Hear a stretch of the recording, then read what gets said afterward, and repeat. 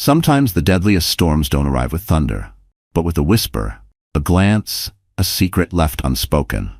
Trust isn't shattered all at once, it fractures, quietly, like glass beneath slow pressure, until it breaks.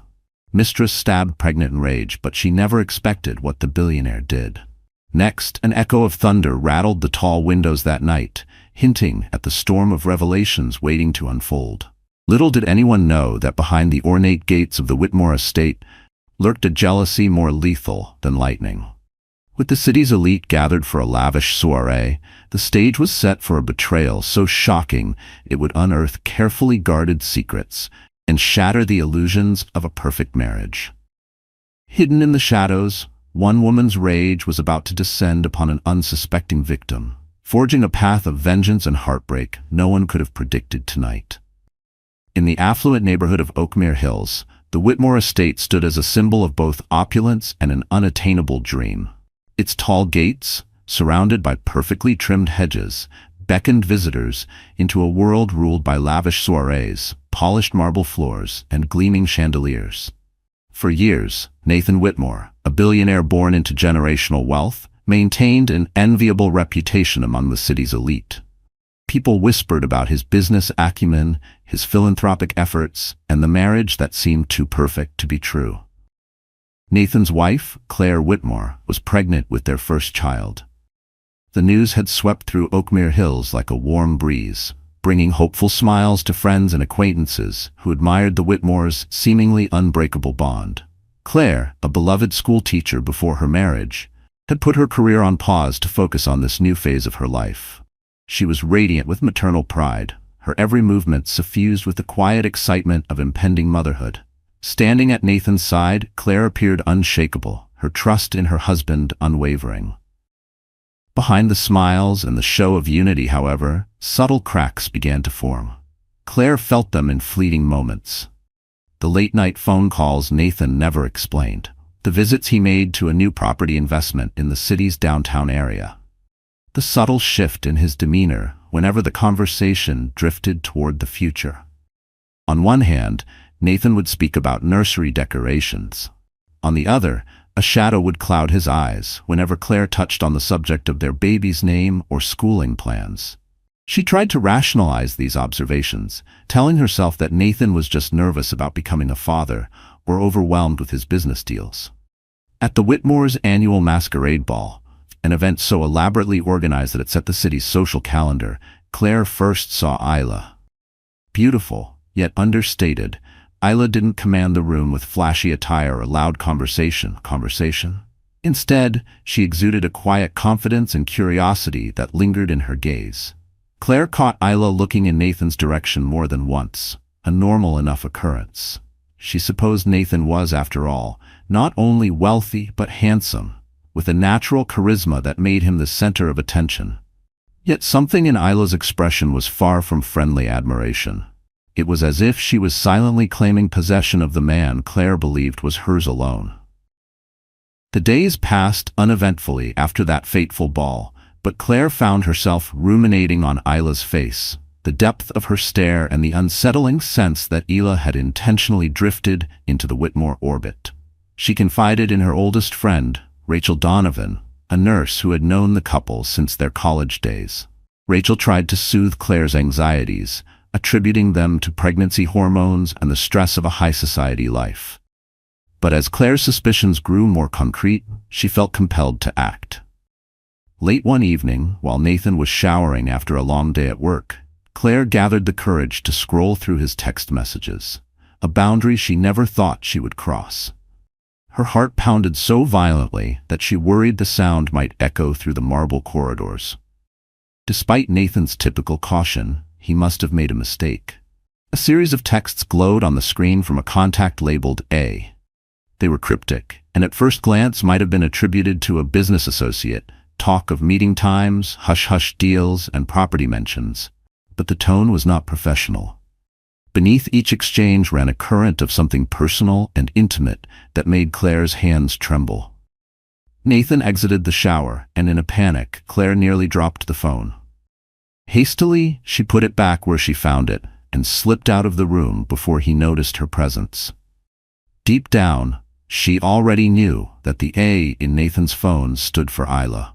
That single piece of knowledge was the first fissure in the veneer of Claire's perfect life, one that threatened to shatter everything she believed in. Claire tried to confront Nathan about the messages a week later, but her courage faltered. The moment he breathed through the front door, exuding exhaustion and a vague sense of irritation, she watched him in silence, her trembling lips unable to voice the accusations swirling in her mind. She wanted evidence, something more concrete than suspicious texts and a single unsettling impression from the masquerade ball. Yet she felt her baby move inside her, a gentle reminder of the life they'd created together, and a wave of anger at the possibility that Nathan might betray not just her, but their unborn child. Days turned into nights of anxious vigilance. Claire found herself scrolling through social media, scanning event photographs, and even glancing through Oakmere Hill's gossip columns in search of any mention of Isla.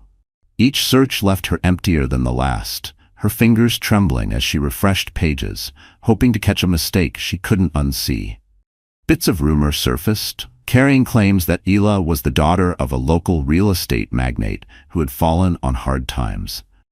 Others hinted at scandal, an inheritance lost to reckless investments, whispered rumors of lawsuits quietly buried by powerful connections. Her name appeared in connection with various charity galas, but it was never accompanied by a clear identity or background. There was talk of her being an interior decorator, a traveling photographer, and even a corporate consultant, none of which Claire could verify. Despite the mismatch of details, it was evident. Isla had a way of inserting herself into elite circles with minimal fuss.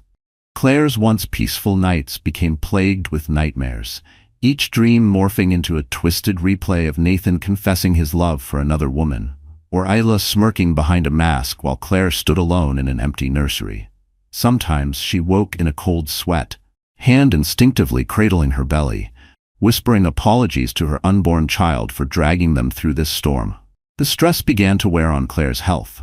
She developed headaches, and her doctor, Naomi Brooks, a trusted OB/GYN at Oakmere Hills Medical Center, urged her to prioritize her emotional well-being.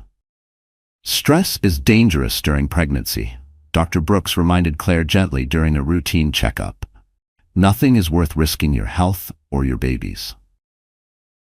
Yet the gnawing suspicion only grew, fueled by brief glimpses of Nathan's phone lighting up during dinner, his hurried apologies as he stepped out to take calls, and the mild annoyance he displayed whenever Claire gently probed him about who he was speaking with. His eyes no longer lit up when she entered the room. There was a hollowness in his smile now, like he was only half present, one foot in their home, the other already walking away. Once, she caught him on the phone near the estate's garden. He abruptly ended the conversation the moment he saw her. The look on his face shifted between guilt and frustration, leaving Claire even more certain that something was wrong. One afternoon, in a moment of steely resolve, Claire left the house with a clear objective: to find Isla. She drove to an upscale bistro called L'Amour, a known hangout for the city's wealthy. She had overheard Nathan mention it on a phone call earlier that week. Sitting at a corner table, Claire nursed a cup of herbal tea, scanning the room for the woman who had haunted her dreams. Suddenly, there she was, Isla, stepping into L'Amour with effortless elegance. She wore a simple black dress that clung to her figure, her polished demeanor radiating a subtle air of confidence. Strangely, she seemed to be alone. Claire waited, pulse racing, to see if Nathan would appear. Instead, Isla took a seat at the bar and exchanged familiar pleasantries with the bartender, who nodded at something she said before disappearing to fulfill her order. Summoning her courage, Claire approached. "Excuse me," she began, her voice wavering just enough that Isla noticed. "I was wondering if we could talk." Isla glanced at Claire's pregnant belly, then back up to her face, recognition flashing in her eyes. "Of course," Isla replied smoothly, her voice betraying no surprise. "Claire Whitmore, right?" The fact that Isla already knew her name was a jolt to Claire's system. She wondered if it signaled that Isla had been preparing for this confrontation. Taking a seat beside her, Claire tried to sound calm. "I've seen you at events. I just wanted to introduce myself and maybe ask you about something I can't quite place." Isla's lips curled in a slight smile. I only attend a handful of events, but I recall the Whitmore masquerade ball. You have a beautiful home. That observation, so politely stated, flamed Claire's insecurities. She took a breath, glancing at Isla's manicured hands, the flawless makeup, and the subtle yet unquestionably expensive jewelry. The resentment that had built up within Claire threatened to erupt, but she fought for composure, reminding herself that she needed the truth before giving in to fury. "You're being so formal," Claire said quietly. "But I have to ask, do you know my husband, Nathan Whitmore?" The question hung in the air, and time seemed to slow. Isla took a sip of the cocktail placed before her, a practiced movement that gave her a moment to choose her words. "We've crossed paths," she said at last. Strictly in a business context, Claire's instinct screamed that Isla was lying. She saw it in the brief hesitation, the flicker in Isla's eyes. Yet, as if mocking Claire's attempt at confrontation, Isla maintained a front of cordial detachment. Pushing further, Claire pressed, "And that business would be?" A flicker of annoyance crossed Isla's face. "You should ask your husband. If you have questions, Mrs. Whitmore, he would know best how to explain it." Her tone remained polite, yet it carried a note of veiled challenge. The tension between them was unbearable. Claire could feel her heart pounding in her ears, the very air thick with unspoken accusations. Struggling to keep her composure, she quickly apologized and left, unsettled by the encounter. Every fiber of her being wanted to scream at Isla, to accuse her of being the reason Nathan was pulling away. But in that carefully curated social environment, Claire found herself immobilized by the rules of politeness and public decorum. Driving home, she was plagued by questions. Had she just made a fool of herself? If Isla truly was involved in a legitimate business arrangement with Nathan, what right did Claire have to barge in on that conversation? Yet her instincts told her otherwise. She vowed that if Isla was indeed Nathan's mistress, Claire would protect her marriage and unborn child, no matter the cost. Claire's suspicions were confirmed one fateful evening when Nathan claimed he had to work late at the office. Certain that he was lying, Claire decided to follow him. She drove discreetly behind Nathan's car until it stopped at a swanky downtown apartment complex. From a distance, she watched him enter the building. Anxious, she waited in her car until he emerged an hour later, with none other than Isla on his arm. He leaned in to whisper something that made her laugh, and a knife of betrayal tore through Claire's chest.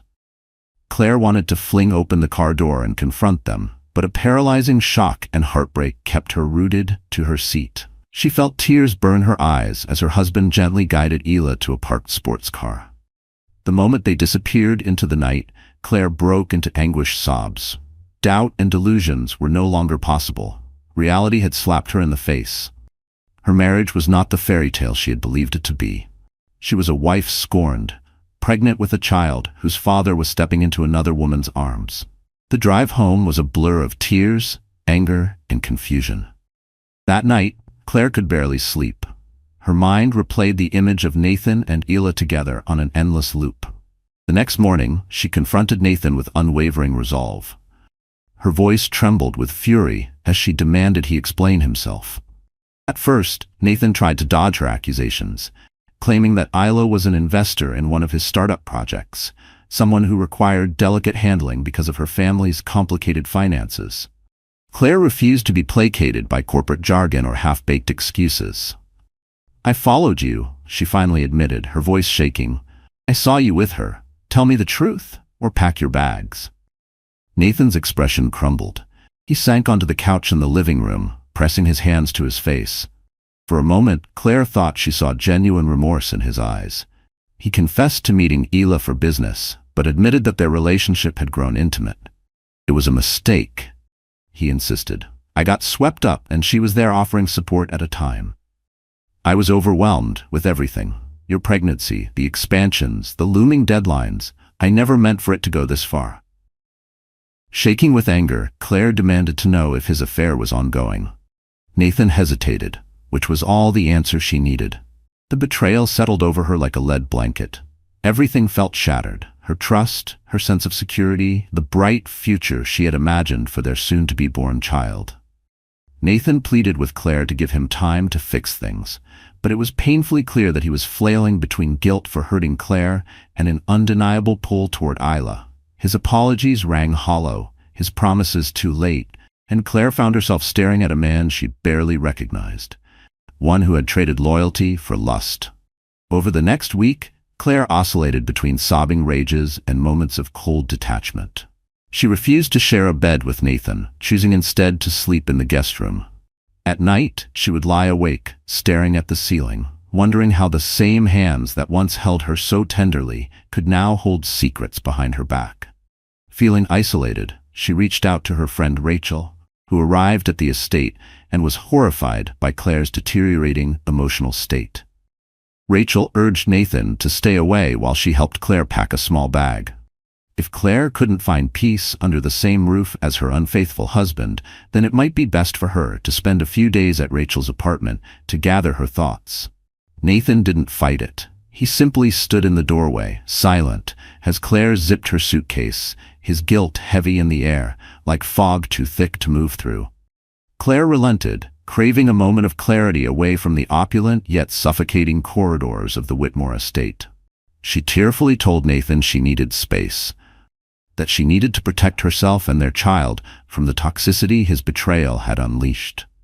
As Claire settled into Rachel's modest but cozy apartment, she wrestled with the question that plagued her the most. Should she try to salvage her marriage for the sake of her baby? Or should she leave Nathan altogether and face life as a single mother? One minute she would imagine them healing, starting over. The next, she would picture herself delivering alone, free from lies, but heavy with loneliness. Each day brought fresh waves of doubt, but one thing was certain. Claire was determined to confront Ela directly and make it clear that she would not allow this betrayal to go unnoticed or unpunished. Claire's opportunity came when she returned to the Whitmore estate to retrieve some personal belongings she'd left behind. The household staff informed her that Nathan had gone out and wouldn't return until late. No sooner had Claire stepped upstairs to the master bedroom than she heard the front door open and close. Expecting one of the maids, she paid it little mind until she heard a woman's voice calling out Nathan's name.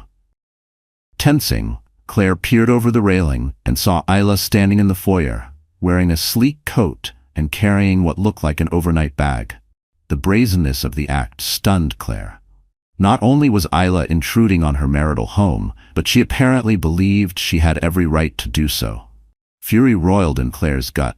She made her way downstairs, determined to expel the intruder. Isla froze, surprise flickering across her face as Claire approached. "Where is Nathan?" Isla asked, her tone subdued but her posture defensive. A trembling rage took hold of Claire. "He's not here," she answered icily, "but I am. The pregnant wife, the one whose life you've helped ruin." Isla's expression shifted from annoyance to something like pity. "I'm not here to fight," she said softly, "but I do love Nathan, and I won't let you stand in the way of that." Claire's jaw dropped. For a moment, she was rendered speechless by the audacity of the statement. Then her voice erupted in raw fury, echoing off the marble floors. "Stand in the way of it? He's my husband. That child I'm carrying is his child. You're the one who shouldn't even be here." Their argument escalated rapidly. Accusations flew like daggers, each woman blaming the other for the ugly, complicated predicament. Isla insisted that Nathan had promised to leave Claire, that he had fallen out of love with her long before the affair began. Claire, in turn, berated Isla for preying on a vulnerable man who was going through a stressful time, for seducing a married man and undermining a future family's happiness. In the midst of this chaotic exchange, Isla's composure snapped. Her face twisted with anger as she launched into a tirade about how Claire had everything: wealth, social standing, and now a child. Ela had been born into privilege, yes, but her family had lost most of its fortune years ago. She was fighting tooth and nail to keep herself afloat in the world she believed was rightfully hers. Nathan, she argued, was the only person who truly understood her desperation and ambition. Claire shook with hurt and fury. She thought about all the nights she had envisioned the life she and Nathan would build, raising a child, supporting each other's dreams, growing old together. Now all those hopes lay in tatters. "I've had enough," Claire hissed, pointing toward the door. "Get out of my house, and out of my marriage." Isla's eyes flashed with a savage kind of triumph. "This might be your house for now," she said. "But don't forget, Nathan invited me here. He wants me here." Before Claire could respond, Isla turned on her heel and marched toward the door, her heels clicking against the polished floor. That single confrontation felt like a watershed moment, one in which Claire realized that Isla wouldn't just evaporate from their lives. She was deeply entangled with Nathan, and short of legal measures, Claire saw no clear path to remove her. Torn between despair and rage, Claire sank to her knees, letting out a broken sob that echoed through the corridors of the Whitmore estate. Claire retreated once more to Rachel's apartment, where she spent days locked in internal debates about how to salvage or end her marriage. Nathan called repeatedly, leaving messages that ranged from tearful apologies to angry demands that she return home. At times, Rachel took the phone and warned Nathan to stay away until Claire had made a decision. One afternoon, Claire found an envelope slipped under Rachel's door. Inside was a letter from Isla. The note was brief but dripping with arrogance. "Claire, I wanted to apologize if my words seemed harsh the last time we spoke. The truth is that Nathan has grown distant from you, and we're building something that fulfills him in a way you never could. I know how it feels to be desperate, so I extend my sympathy. But let's be honest, he doesn't look at you the way he looks at me. And some things just can't be undone. But remember, no relationship stays the same forever. Isla." Claire stared at the letter for a long time, her fingers trembling. The paper crinkled under her grip as her stomach twisted with a sickening blend of humiliation and rage. That anyone could be so cruel made her stomach churn with nausea and fury. Each word felt like a blade, designed to pierce her where it hurt most: her pride, her worth, her place in Nathan's life. It was as if Isla was taunting her, daring her to admit defeat. Later that evening, Claire's phone buzzed with a text from Nathan. "I'm sorry, let's talk. Meet me at Oakmere Hills Park tomorrow at noon." Her immediate reaction was anger, but a part of her needed closure, or at least clarity. She nearly threw the phone across the room, but something in her, some fragile shard of hope or fury, stopped her. She owed it to herself and her unborn child to see if Nathan could be honest. The next day, Claire arrived at the park. She spotted Nathan sitting on a bench near the lake, staring at the water with a troubled expression. For a brief moment, she remembered the man she had fallen in love with, the one who had once brought her to this exact spot to propose under the glow of fairy lights. That night had been filled with promises, soft laughter, and dreams they had dared to whisper. Now, all of it felt like another lifetime. The distance between them felt immeasurable. Without preamble, Claire approached. "What do you want?" she asked, refusing to soften her tone. Nathan turned, and she saw that he looked haggard, with dark circles under his eyes. "I want to fix this," he began. "I want my child to grow up with two parents who love them. I know I made a mistake, a huge mistake, but I'm willing to do whatever it takes." Claire's anger flared. "You're willing to do whatever it takes? How about ending your relationship with Isla?" Nathan hesitated, his silence speaking volumes. The wind rustled the autumn leaves around them, filling the emptiness of that pause with nature's whispered accusations. Finally, he said, "I don't know if I can just let her go. I'm conflicted." Claire could almost hear her heart splinter. "You're choosing to be conflicted over your wife and child? You're actually debating whether you should leave the woman you had an affair with?" Nathan ran his hands through his hair, frustration evident. "It's not that simple, Claire. You have everything. Isla doesn't. She's—" Claire interrupted him, her voice trembling with disbelief. "Are you hearing yourself? You're prioritizing your mistress's emotional needs over your pregnant wife's well-being?" He reached for her, but she pulled back. Tears stung her eyes, and she hated him for making her feel so powerless. "I'm done," she managed to choke out. "If you can't choose us, then I'll make the choice for you." She turned on her heel and left, ignoring his calls for her to wait. She felt that any moment she lingered would only deepen the pain. Despite her brave words, that night was one of the hardest of Claire's life. She collapsed into sobs, comforted only by Rachel's unwavering support. What haunted her most was the sense of looming danger. Isla's note echoed in her mind, a grim reminder that Isla was not content to remain quietly in the background. There was a predatory edge to her actions, a vibe that suggested she would do anything, absolutely anything, to secure Nathan for herself. About a week later, a surprising visitor knocked on Rachel's apartment door. Detective Marcus Grant, wearing a worn trench coat and sporting a sympathetic gaze, introduced himself. He mentioned that he was investigating a break-in and vandalism case at the Whitmore estate. Nathan had reported that someone had broken into Claire's old art studio at the back of the property, smashing several paintings she had created and leaving behind hateful graffiti directed at her. Detective Grant asked Claire if she had any idea who might hold a grudge against her. Stunned, Claire could only think of one name: Ela. However, she lacked proof.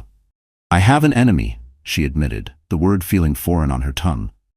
"But I can't say for sure it's her. She's involved with my husband." She detailed the affair and Ila's threatening behavior, including the letter. Although Grant listened patiently, Claire sensed his skepticism. Ila, after all, came from a socially well-connected family. The detective assured Claire that he'd look into the matter, but reminded her that the case hinged on evidence. While the investigation took place, Claire found herself clinging to her last reserves of resolve. With Rachel's help, she filed for a temporary restraining order against Ela, citing the threatening letter and the disturbing vandalism at the estate. Though uncertain if it would be granted, Claire felt a bit of relief taking proactive steps. A week later, a judge granted the order, mandating that Ela keep her distance from Claire under penalty of legal repercussions. Still, Claire couldn't shake the feeling that a piece of paper wouldn't stop a woman who had already drawn blood.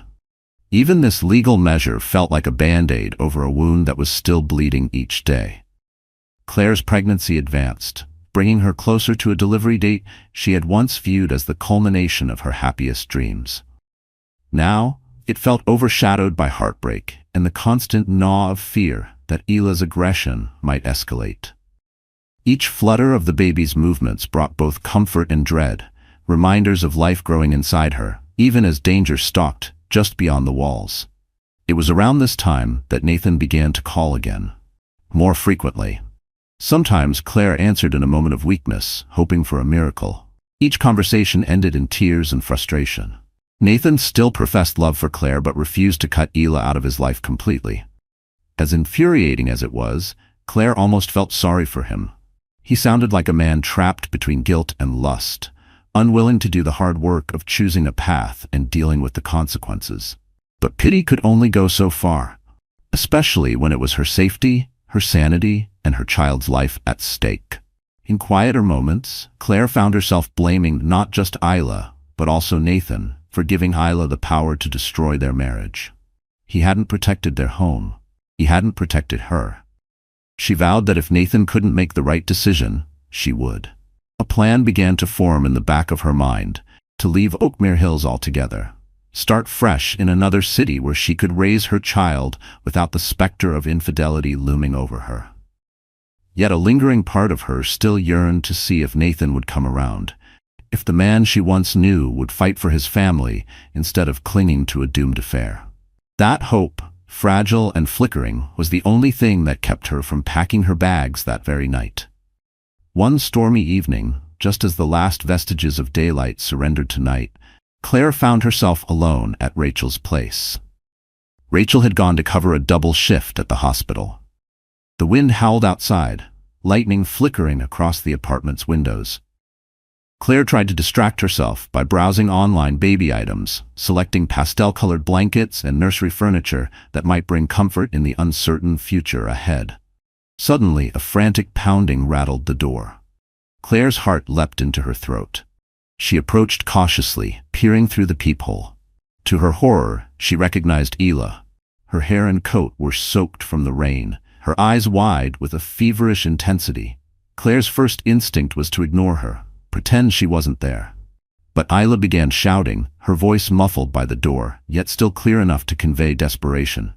"Open up, Claire. I need to talk to you. It's about Nathan." Claire's mind whirled with conflicting emotions. Was Nathan hurt? Did Ila have something important to say? She hesitated, acutely aware of the restraining order, but concern for Nathan overrode her caution. She opened the door a crack, bracing her foot against it in case Isla tried to force her way in. "What do you want?" she demanded, struggling to keep her voice steady. Isla's eyes flickered to the door chain. "Nathan is in trouble," she claimed breathlessly. "He got into a car accident and he's asking for you. He won't talk to me." Claire's heart lurched. She pictured Nathan lying in a hospital bed, calling her name in pain. Despite the anger she felt, the bond they shared was not so easily severed. "Where is he?" she asked, her voice trembling. That split second of distraction was all Isla needed.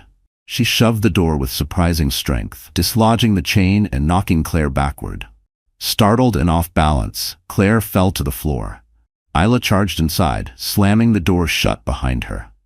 Before Claire could get up, Isla was standing over her, eyes blazing with malevolent intent. "You stupid, spoiled brat," Isla hissed, her voice shaking. "You think you can hide behind a piece of paper and keep Nathan away from me?" Claire's voice caught in her throat. She tried to crawl backward, but Isla lunged. "I said stay away!" Claire screamed, reaching for her phone to call for help. Isla snatched the phone and flung it across the room, where it shattered against the wall. Fury contorted Isla's features. "He's mine," she spat. "I don't care about your baby, your marriage, or your threats. Do you think that restraining order would keep me from taking what's mine?" Claire tried to calm her, but Isla was beyond reason. "You destroyed his love for me by getting pregnant," Isla continued, her voice cracking with an irrational edge. "You're the one who manipulated him, trapping him with this child." A surge of protectiveness flared in Claire, overshadowing her fear. "I didn't manipulate him," she snapped. "We were married. We wanted this baby together." Isla let out a bitter laugh. "He doesn't want it anymore." Her hand slid inside her coat. Before Claire realized what was happening, Isla pulled out a small knife, its blade gleaming in the flickering light. Claire felt her stomach twist in terror. She tried to scramble to her feet, but Isla moved with a sudden burst of violence. She swung the knife toward Claire, who instinctively raised her arm to protect her belly. A searing pain tore through Claire's arm. Gasping, she watched blood trickle down her sleeve. Summoning adrenaline-fueled strength, Claire kicked at Isla, momentarily throwing her off balance. Isla stumbled, and Claire tried to rush for the door, but Isla recovered faster than Claire expected, grabbing her by the hair and yanking her back. Claire shrieked, the sound echoing in the small apartment. "You should have stayed away," Isla screamed, bringing the knife down again. This time Claire twisted her body to shield her pregnant belly, taking the blow to her side. Agony radiated through her. She felt warm blood pooling, staining her clothes. Dazed and in shock, Claire collapsed to her knees, instinct screaming for her to protect her unborn child at all costs. In the background, Claire heard voices shouting from the hallway. Neighbors had heard the commotion, and someone banged on the door. "Is everything okay in there?" A muffled voice called. The door burst open under a neighbor's force, just as Isla raised the knife once more. Panicking, Isla turned and fled through another exit, a small balcony door that opened onto a narrow fire escape. As the neighbors rushed in to help, Claire clutched her belly, tears streaming down her face. She felt the baby move faintly, a relief so profound that she broke into a sob as pain flared mercilessly. Blood stained the floor around her, and darkness threatened to close in. Someone called an ambulance, and sirens soon pierced the night. Claire held on to consciousness with every ounce of willpower, silently begging her unborn child to stay strong. When Claire next opened her eyes, she found herself in a hospital bed, hooked to an IV. Rachel sat beside her, clasping her hand. A surge of gratitude washed over Claire at the sight of her friend's worried but comforting presence. Dr. Naomi Brooks entered, her gentle face marred by concern. "You're lucky," she said softly. "The wounds are serious, but you and the baby are stable. We had to give you a transfusion. You'll need time to heal, physically and emotionally." Claire nodded weakly, tears of relief gathering in her eyes. I was so scared," she whispered, her voice shaking. She glanced down at her bandaged side and arm, wincing at the memory of Isla's blade tearing through her flesh. A uniformed police officer, accompanied by Detective Marcus Grant, appeared at the doorway. Detective Grant's normally stern face was suffused with sympathy as he took in Claire's condition. "Ms. Whitmore," he began gently, "we've issued a warrant for Isla's arrest. Your neighbor's statements corroborate your account. We'll find her. Where is Nathan? The question slipped from Claire's lips before she even realized she'd asked it. Rachel squeezed her hand, as if apologizing. Detective Grant cleared his throat. He's on his way here. We spoke to him. He was distraught when he heard what happened. Part of Claire wanted to see Nathan, needed the comfort of the man she had once loved so deeply. Another part felt a cold fury at his role in enabling Isla's presence in their lives. His failure to draw boundaries had left her bleeding on a hospital bed. If he had cut Isla off earlier, would they be in this situation now? A few hours later, Nathan walked into the hospital room. He looked drawn and haggard, as if he hadn't slept in days. Guilt hung over him like a storm cloud. He paused at the doorway, unsure if he even had the right to enter. Claire refused to meet his gaze at first. Instead, she stared at the sterile white walls, replaying the harrowing events in her mind. The beep of the monitor beside her was the only sound between them, steady, unforgiving. "I'm so sorry," Nathan croaked, his voice heavy. "I never thought Isla would do something like this." Claire swallowed hard, her voice trembling with a mixture of pain and anger. "But she did, because of you, Nathan, because you couldn't let her go." He fell to his knees beside the hospital bed, tears brimming in his eyes. "I know I've made terrible mistakes. I swear I had no idea she was capable of violence. I was going to end it with her. She wouldn't accept it." Claire closed her eyes, feeling drained beyond measure. "I don't know how to trust you anymore," she whispered. "She tried to kill me, Nathan. She tried to kill our baby." Her voice cracked on the last word, and for a moment, even Nathan's breath hitched. He bowed his head. "I'll do anything," he murmured, voice cracking. "Anything to make this right." But the damage was done. Claire felt a profound emptiness, an unbearable weight of betrayal, fear, and heartbreak. She knew she wasn't ready to forgive. The stabbing had ripped open not just her body, but the illusions she had harbored about her marriage. Every vow, every promise, every dream now lay in shards around her hospital bed. As Nathan hunched over in remorse, Claire felt only a hollow ache, uncertain if time or love could ever mend what was now broken. Isla was apprehended 2 days later at a motel just outside Oakmere Hills. The story of the billionaire's pregnant wife stabbed by the mistress spread through local media like wildfire. Gossip columns feasted on every salacious detail, painting Isla as an unhinged gold digger who had targeted Nathan Whitmore for his wealth and influence. Overnight, Isla's social standing disintegrated. Acquaintances, upon hearing the news, distanced themselves in record time. Detective Grant led the investigation with a thoroughness that bordered on relentless, determined to compile airtight evidence against Isla. Security footage from Rachel's apartment complex corroborated witness accounts. Additionally, the judge had already granted Claire a restraining order. Isla had violated it in the most violent way possible, cementing the severity of her crime. Charges against Isla ranged from aggravated assault to attempted murder. Meanwhile, Nathan tried desperately to reconcile with Claire, making daily visits to the hospital until she was discharged. He offered to hire the best private security to protect her. He suggested therapy sessions, tearfully insisting that he realized now what he stood to lose. Yet each time Claire saw him, she was reminded of the depth of his betrayal. While she appreciated his sudden concern, the emotional wounds ran too deep to be soothed by belated guilt. The day Claire left the hospital, an unexpected development arose. Isla claimed in a statement to the police that she, too, was pregnant with Nathan's child. Word spread like wildfire, fueling speculation and scandal across Oakmere Hills. Overnight, the narrative shifted. Tabloids salivated over the possibility of dueling pregnant women, each carrying the child of a wealthy billionaire. Isla's accusations were deemed questionable, especially given her mental instability, but the claim alone was enough to stir up chaos. Shaken, Claire confronted Nathan about the possibility that Isla might be telling the truth. He looked equally troubled, swearing that he had always been careful with Isla, that he didn't believe she was pregnant. But the seeds of doubt were planted. The thought that Claire's child might share a sibling born from this violent, toxic affair was almost too much to bear. Even Rachel, who despised Nathan for his role in the entire tragedy, advised Claire to confirm or refute Isla's claim. "You need to know," she said gently, for your own peace of mind.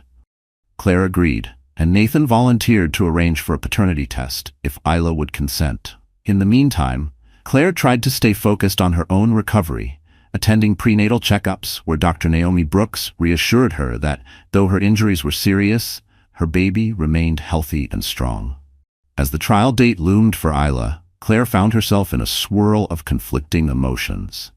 Part of her wanted to see Isla locked away for good, ensuring her child would be safe from further harm. Another part remained haunted by pity, for a woman so consumed by desperation and obsession that she had thrown her life away. Worst of all, a quiet corner of Claire's mind acknowledged the role Nathan had played in fueling the entire catastrophe. If he had been honest, if he had ended his affair before it escalated, none of this might have happened. The day of Isla's preliminary hearing arrived with the usual media frenzy. Photographers lined the courthouse steps, eager to capture shots of the pregnant victim, the accused mistress, and the billionaire husband caught in the crossfire. Claire, wearing a long-sleeved blouse to hide her healing wounds, walked into the courtroom flanked by Rachel and a private security guard Nathan had insisted on hiring. Isla entered in handcuffs, her once glamorous demeanor replaced by hollow cheeks and a hardened glare. She did not look pregnant, but the mere possibility hung in the air like a dark cloud. She locked eyes with Claire, an undercurrent of hatred seething beneath her surface composure. During the hearing, the prosecution presented their evidence, highlighting Isla's repeated violations of boundaries, her threatening letter, and the brutal attack at Rachel's apartment. Isla's defense attorney attempted to paint her as a woman driven to emotional extremes by Nathan's manipulation, claiming he had made grand promises of divorce and a new life, only to renege when Claire's pregnancy complicated matters. The defense further alleged that Claire had provoked Isla, cornering her into a state of violent desperation. The turning point came when Detective Marcus Grant took the stand, meticulously detailing how the crime scene evidence contradicted Isla's claims of self-defense. Neighbors testified to hearing Claire scream for help, describing the violent break-in. The judge ruled in favor of proceeding to trial, and Isla was remanded to custody without bail, given the severity of the charges. Outside the courtroom, Claire felt torn between relief and fear. Knowing a lengthy trial lay ahead, she found no comfort in Nathan's company, who lingered near her like a shamed dog. The final blow of the day came when Isla's lawyer leaked a document to the press, a purported sonogram that Isla claimed was hers, fueling even more speculation about her alleged pregnancy. Nathan and Claire retreated from the ensuing chaos, heading straight home to the Whitmore estate for a tense discussion. Sitting in the drawing room of the estate, Nathan looked more fragile than Claire had ever seen him.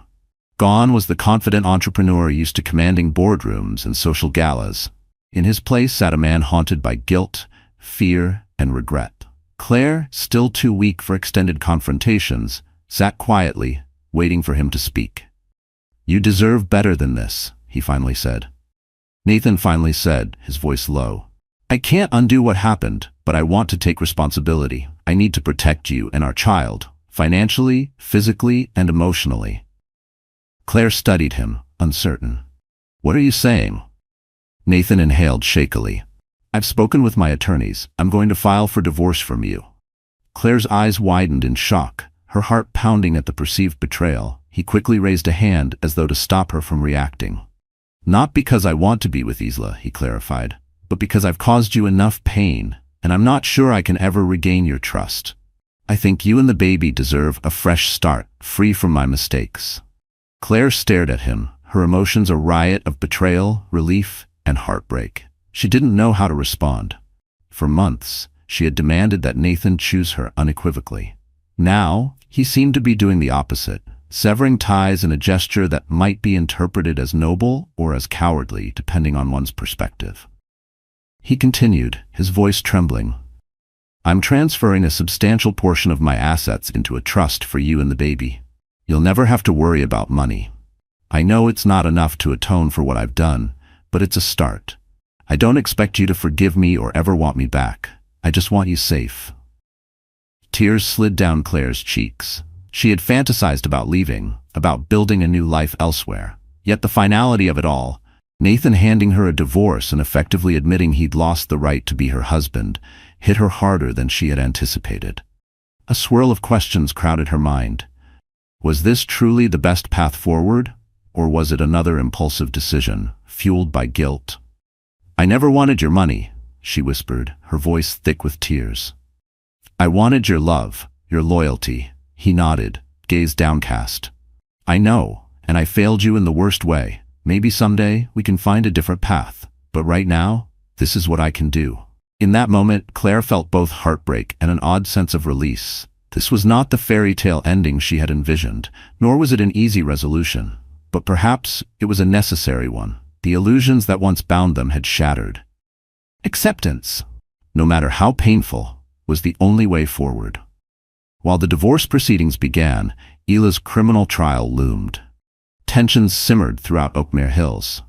Claire found herself in a limbo of uncertainty, focusing on her physical recovery and planning for life after the final gavel struck on her marriage.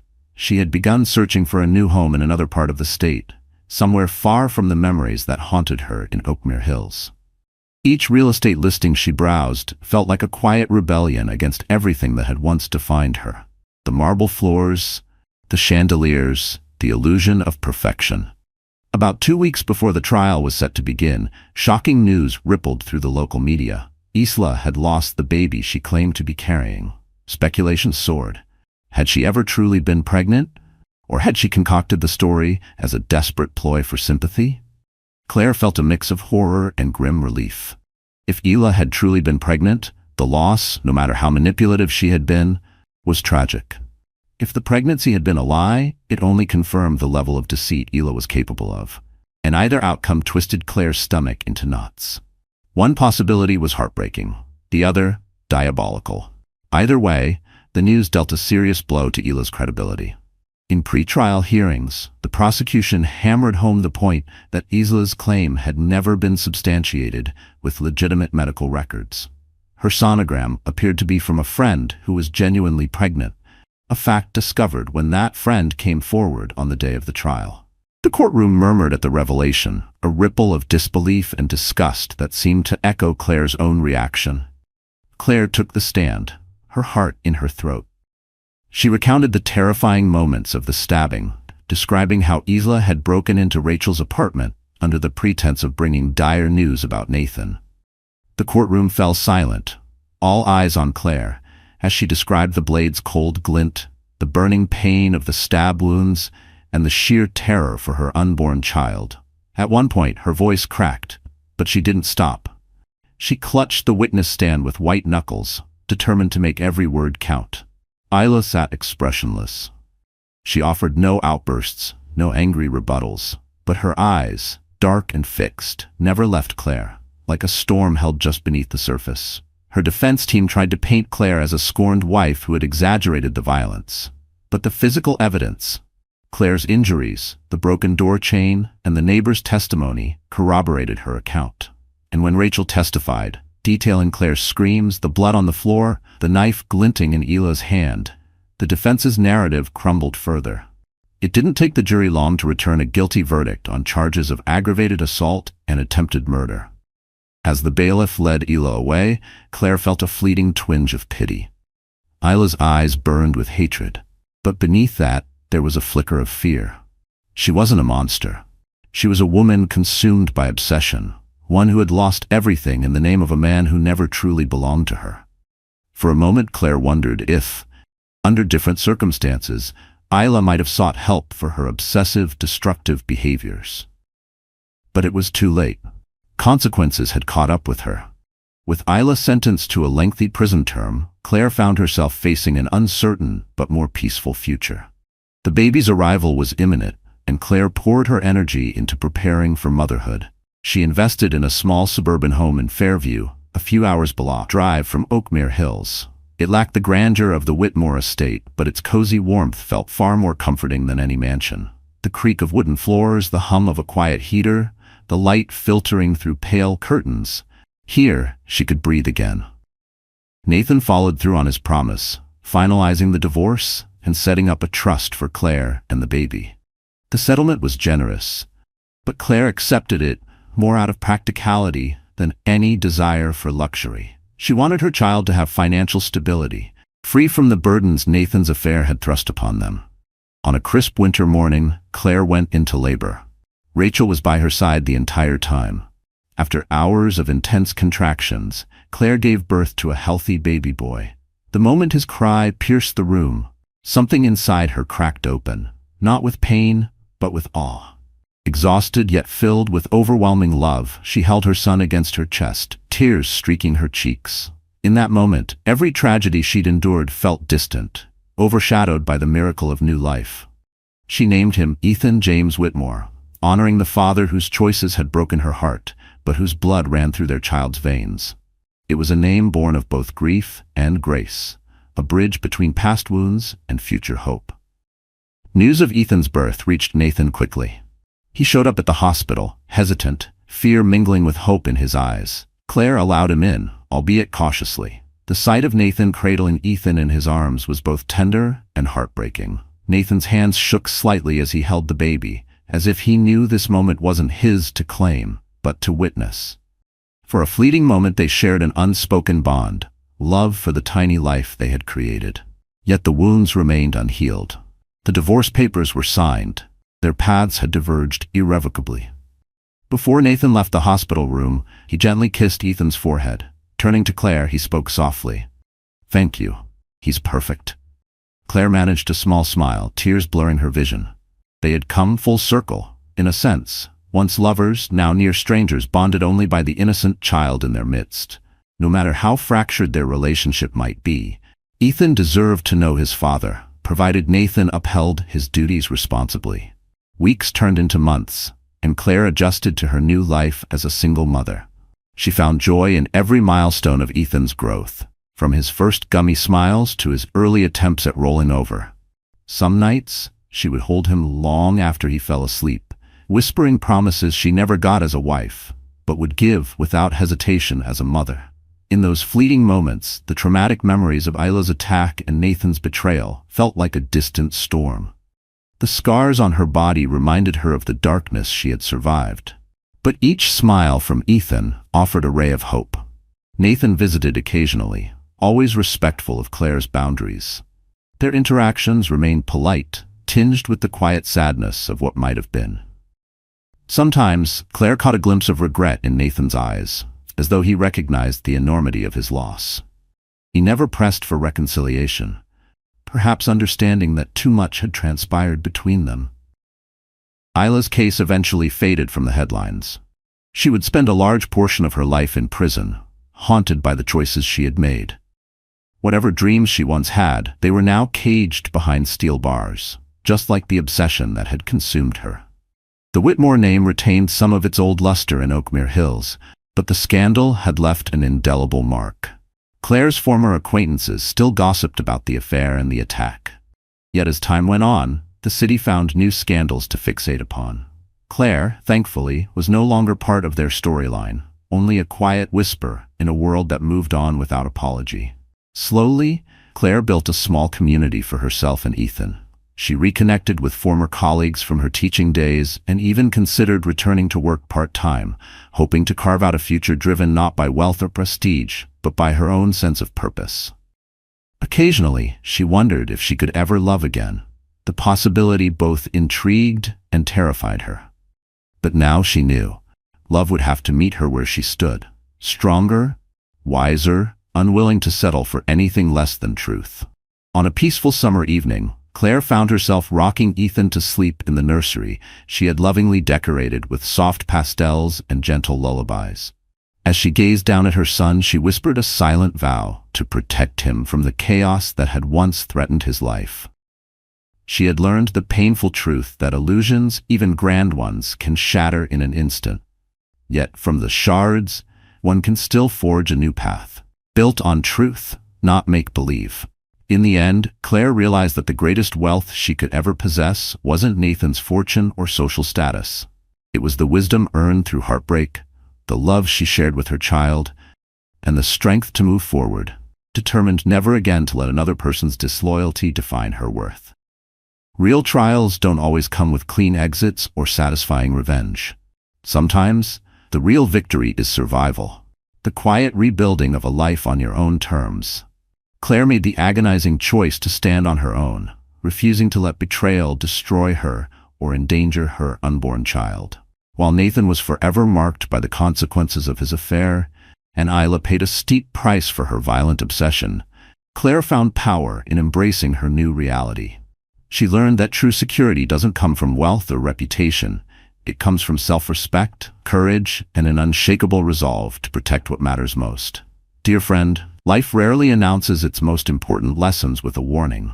Like Claire, we often learn not through comfort, but through chaos, and sometimes through the silence that follows the storm. The Stoics believed we can't control what happens to us, only how we respond.